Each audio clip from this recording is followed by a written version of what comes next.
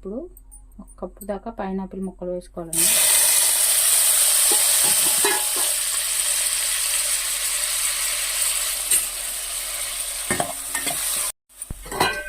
ఇదిగోండి ఇట్లా బాగా ఫ్రై అయిపోయింది. ఇదిగోండి ఈ విధంగా ఫ్రై అయినగా తీసేసుకున్నాం గిన్నెలోకి.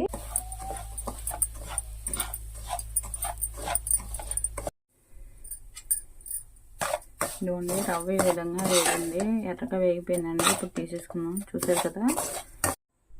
నీళ్ళు వేసుకోవాలండి.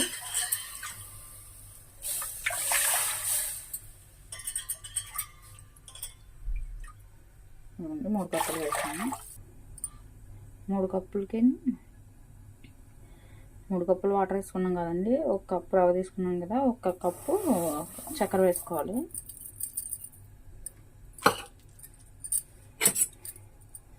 చక్కెర వేసుకుని బాగా కలుపుకోవాలండి.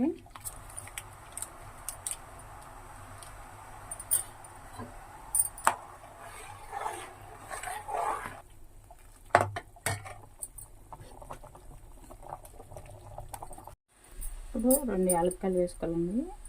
2 యాలక్కాయలని పౌడర్ చేసుకొని వేసుకోవాలండి. మళ్ళీ ఇంకొంచెం నెయ్యి వేసాను. ఇదిగోండి ఈ విధంగా ఉడికింది. ఒక 5 మినిట్స్ అయితే ఉడకాలని మొత్తం.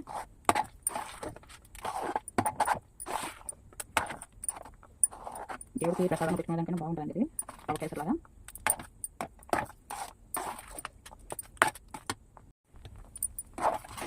మళ్ళీ నెయ్యి వేసి మళ్ళీ ఇంకొకసారి పెడతాను.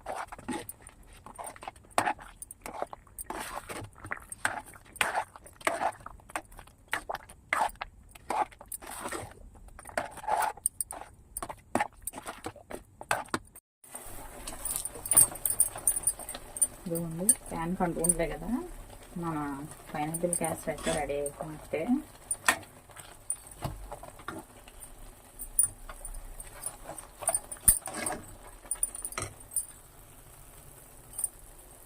ఇదిగోండి మనం ఫ్రై చేసి పెట్టుకున్నాక అవి వేసేసుకోవాలి.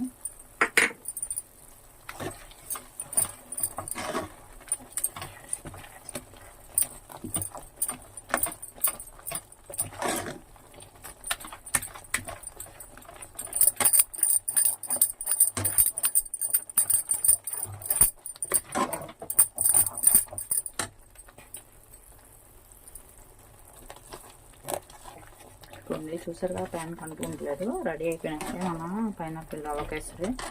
మీకు కనుక మన వీడియో నచ్చినట్టయితే ప్లీజ్ లైక్ చేసి సబ్స్క్రైబ్ చేసుకోండి.